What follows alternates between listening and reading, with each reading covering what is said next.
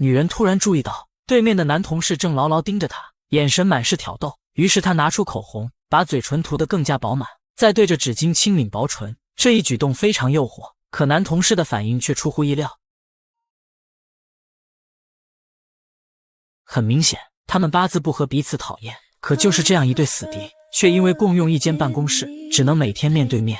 时间一长，他们对彼此的仇恨也越发强烈。开会时阴阳对方，团建时当众大吵，在场的同事被迫成为他们 play 的一环。可就在所有人都以为他们必定会搞死对方时，一次电梯故障却让他们的关系发生了奇妙的反应。女人叫露西，几年前她所在的图书出版社差点倒闭，女老板只好和这个奸诈的老秃头合作，而约书亚正是老秃头的助理，两人因此成了同事。刚开始，露西以为整天对着个1.9米西装型男，生活应该会无比美好。可没多久，她就发现这男人绝对是来克她的。约书亚生性不爱笑，满脸写着雾霭老子，办公桌走的丧葬风，明显是强迫症晚期。更让他没想到的是，公司最近准备内部竞选一个高管，而最有可能的人选恰好是露西和约书亚。会后，约书亚提醒露西，一旦他当上总监，必定要求他每天007，而露西也没再怕的。两人像小学鸡一样放狠话，恨不得把对方踩到脚下。最后他们达成一个共识，不管是谁竞聘成功，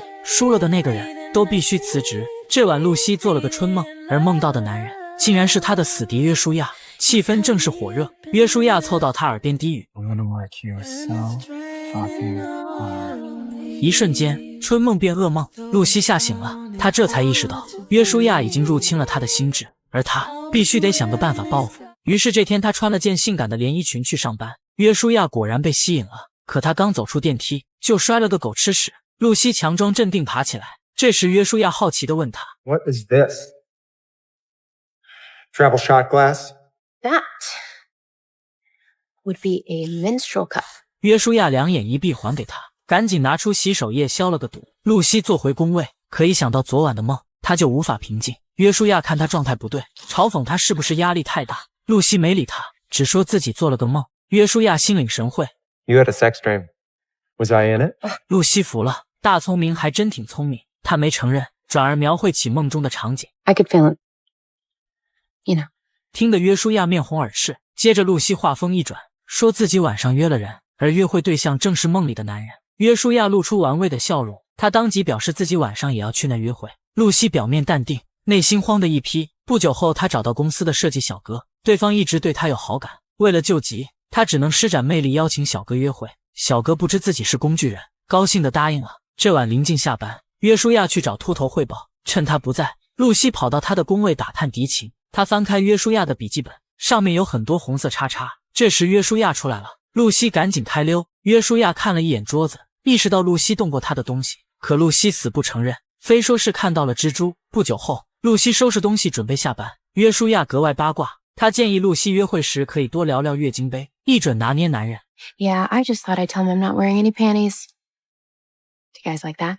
约书亚第一次哑巴了。下楼时，两人走进电梯，约书亚难得友好，提出可以顺路送他去约会，可露西并不领情，两人一言不合又开始斗嘴。可这次约书亚似乎玩腻了，他突然按停电梯，露西愣住了。 What are we doing?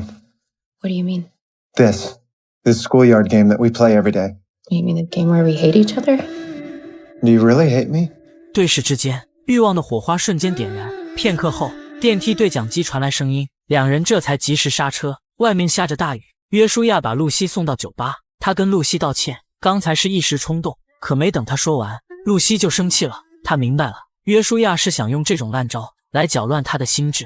之后露西没再和约书亚废话，他去找小哥约会。出乎意料的是，这晚他和小哥相处得很不错。和约书亚相比，小哥人好又温柔，让露西感觉特别安心。第二天一早，小哥还给露西送了束玫瑰，他心情大好，决定不再为约书亚烦心。到公司后，约书亚很晚才来，他向露西道歉昨晚不该冲动，而露西也默契地和他约定，昨晚的事咱们都别提了。接着约书亚主动问起露西的约会，露西赞不绝口，说小哥人很好。约书亚的语气中流露出几分酸意，人好就意味着无聊。几天后是公司团建，一群人准备打真人 CS。 游戏开始前，黑妹又来找露西，她说想让自家表妹来实习，让露西给安排一下。露西非常不情愿，可黑妹根本没给她开口拒绝的机会。见露西吃瘪，约书亚在一旁阴阳怪气。这时小哥过来找露西，还想和他一组，可约书亚说不行，组队早就提前安排好了。等小哥走后，约书亚突然注意到露西脸色苍白，可露西很排斥他的关心，他只想借此机会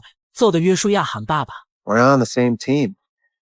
游戏一开始，约书亚就公报私仇，狠狠给了小哥几枪。接着他发现露西早已被狙击手瞄准，他上前扑倒露西，紧紧护住她。游戏结束后，露西摘掉面罩，约书亚这才意识到他已经发烧了。Oh, I'm fine. Don't worry about it. Oh. 不久后，约书亚送露西回家，一进门，露西就冲去厕所呕吐，而约书亚很贴心地帮她搂住头发。安顿好露西后，约书亚四处乱转，露西的房间和她本人一样明媚。之后，约书亚喊来当医生的哥哥，哥哥上前查看露西的状况。露西向哥哥打探约书亚小时候的糗事，哥哥告诉他，约书亚12岁时非要 cos 成一只狗，还逼着妈妈遛了他一条街。露西笑裂了，这是让约书亚看起来像个活人。随后兄弟俩闲聊，哥哥说自己要结婚了，可约书亚不知为何并不想去，而这一切全被露西听到。他猜测约书亚肯定有什么阴暗的秘密。等哥哥走后，约书亚进房查看露西的情况，他无微不至的照料，让露西很享受。他说小时候生病时，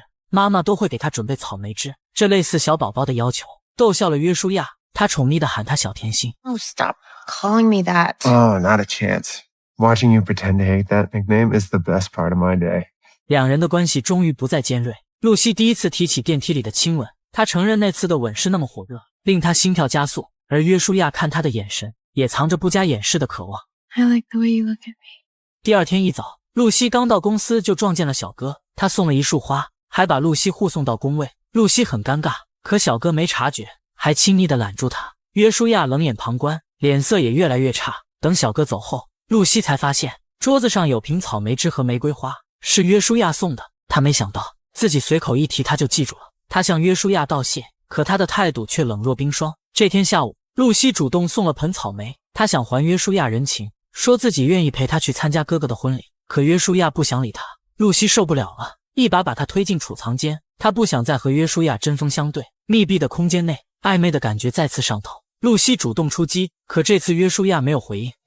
Go to dinner with Danny and kiss him. What? Why? I don't want to be some experiment before you settle down with Mr. Right. And I'm not going to put my hands on you again unless you tell me that nobody kisses you like I do. 这晚露西真的去和小哥约会，小哥喋喋不休讲着一些无聊的段子，露西听不下去了。她想起约书亚的话，她问小哥，你有没有想过吻我？小哥说当然，从见你第一眼就想了。露西果断亲了上去，一吻过后，小哥沉醉了。可露西知道这段关系应该到此为止了。不久后，露西来到约书亚家门口，她刚想给他发短信，约书亚就回家了。他一脸笑意，似乎已经预料到他会来。他问露西约会怎么样，露西坦白她确实吻了小哥，可接着他又说自己再也不会和小哥约会了。约书亚慢慢凑近，逼他说出真心话。Because nobody kisses me like. 约书亚一把抱起露西，在大街上旁若无人的亲吻。随后，约书亚把露西带回家，他家的装修就和他本人一样闷骚。露西四处转了一圈，惊讶地发现约书亚的书架上摆着很多医学解剖书。约书亚这才告诉他，自己的爸妈和哥哥都是医生，可他却在解剖时当场呕吐，自此告别了医学生涯。露西接着参观起约书亚的卧室，大床正对的墙壁是一种格外特别的绿色。Benjamin Moore Calypso Green. 两人顺其自然来到床上，露西的手也越发不安分。Oh my God, please remind me to write a thank you note to your personal trainer. 露西扑倒了约书亚，她说他们早该激情一夜，这样才能恢复正常，做普通同事。可这话却被约书亚误解，他觉得露西想要的只不过是一夜露水情缘。约书亚当场熄火，说今晚就到这里吧。他突如其来的冷淡让露西倍感羞辱。这晚过后，两人的关系又退回原点。这段时间，露西压力很大。女老板告诉她，一旦约书亚成了总监，秃头就会掌握更多话语权，而出版社也会变得充满铜臭。露西很纠结，她对约书亚的感情早就不是单纯的憎恨。这天是圣诞节，约书亚突然来找露西，让她陪自己去参加婚礼。露西不想去，可约书亚提醒她，你可还欠我一份人情。露西只能答应。几小时后，他们到了酒店，约书亚告诉老板自己订了2间房，可就是那么凑巧，今天酒店客满，只剩1间房。两人百般不情愿地住在了一起。此时距离晚宴还有半小时，露西对着镜子化妆。这时约书亚刚刚洗完澡，他懂事地裸着上身，然后站到露西身后，夸她的红唇很诱人。电光火石之间，两人再也无法压制内心的感情。片刻之后，他们一脸满足，两人随意的聊天。露西承认那天偷看了他的笔记本，她一直想知道本子上的红色叉叉是什么意思。约书亚难得脸红了。I make a mark when we have a fight, and an X when I want to kiss you. 露西被撩到了，作为回报，她也告诉约书亚，其实那天的春梦，梦里的男人就是他。I knew it. 原来从一开始，他们就是双向奔赴。第二天，约书亚带露西参加婚礼，妈妈很喜欢他，可爸爸的态度却非常冷淡。几分钟后，新娘出场了，露西忍不住赞叹新娘好美，可约书亚的表情却有几分不自在。婚礼过后，露西无意间和新娘聊起天，她这才知道，原来新娘是约书亚的前女友，后来却爱上了他的哥哥。事后，露西问约书亚为什么不提前告诉他，可约书亚说这是很丢脸，他很感激有露西陪着，才让他的心情好受一些。吃饭时，爸爸出面讲话，他夸奖哥哥是个出色的医生，还说只有这样的儿子才是父亲的骄傲。听到这话，约书亚脸上有掩不住的失落，露西也看出来了，老头明显偏心哥哥。饭后妈妈找到露西，她说约书亚从医学院退学后就跌到了谷底，可自从遇到了露西，他才重新振作。And for what it's worth, I've never seen him look at anyone the way he looks at you. 另一边，爸爸又在叨叨约书亚，他说你一个哈佛硕士，好好的医生不当，跑去出版社当助理，这像话吗？语气间满是鄙夷。露西忍不了了，他直言公司多亏了约书亚才能继续运营，而约书亚的严谨和认真也确保整体员工提高了效率。 So he's not a doctor. Who the fuck cares? He's smart. Your son is tough, and he has made me a lot better at my job by having to compete with him. But your son is amazing. And the fact that you can't see that is a goddamn shame. 看到露西当众维护自己，约书亚很感动。回去的路上，他第一次袒露心声。他说被很多女人伤过心，她们都只图一时激情，并不把感情当真。他很怕露西也是这样，一时上头之后把他抛到脑后。露西惊了，原来约书亚冷漠的外表下竟然如此敏感多情。他忍不住问约书亚，那你之前为什么讨厌我？ Never, not for 1 second. And I could prove it to you. 随后约书亚把露西带回家，他让露西站在镜子前，认真观察卧室的细节。露西看了几眼，注意到墙壁的绿色和她穿的裙子很搭。Your dress isn't the only thing that matches your eyes. 原来自从第一次见面，约书亚就爱上了露西，爱上她绿色的瞳孔，为此他记住了这个颜色。 It'll be a dead giveaway that I love you. 他突如其来的表白，搞得露西很慌，可约书亚早已看穿她的不安。 Luce, I know you. I know that you blot your lips twice before you throw your tissue away. I know that your voice drops an octave when you get upset. I know you chew your lower lip when you're doing something you don't want to do. And I know that you're scared right now. But you don't have to be. I'm in this. 这一刻，露西的心彻底被约书亚俘获了。第二天，露西刚到公司，就无意间听到秃头正和约书亚说他坏话。 I have a vision for this company, and I'm counting on you to make it happen. So do you have a strategy? Do you have a plan? I do. It's already underway. I told you she'd back off if you let her think that she could pet the pony. I'm glad you took my advice. 露西心碎了，她没想到两人之间的一切竟然是约书亚做的局。她向小哥哭诉，现在他们是很好的朋友。可不久后，约书亚出现了，看见露西和小哥在一起，他的脸色瞬间变差。回到办公室后，气氛再度变得尖锐。约书亚不爽露西总是左摇右摆，露西则直接戳破了他的伪装。可正当约书亚想解释时，秃头出现了，两人的关系再度变得充满敌意。这天过后，露西断情绝爱，一心搞事业，终于在面试这天得到一众领导的肯定。可他没想到，结果出来后，领导们却都围着约书亚，他以为自己落选了。然而下一秒，约书亚却当众宣布，恭喜露西成功升职。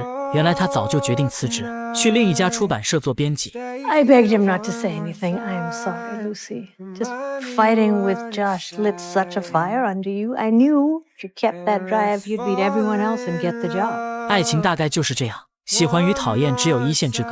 那个和你吵得最凶的人，往往是最了解你的人。当两个无比骄傲的人看穿对方的坚强与脆弱，卸下心防的那一刻，就是爱情萌发的瞬间。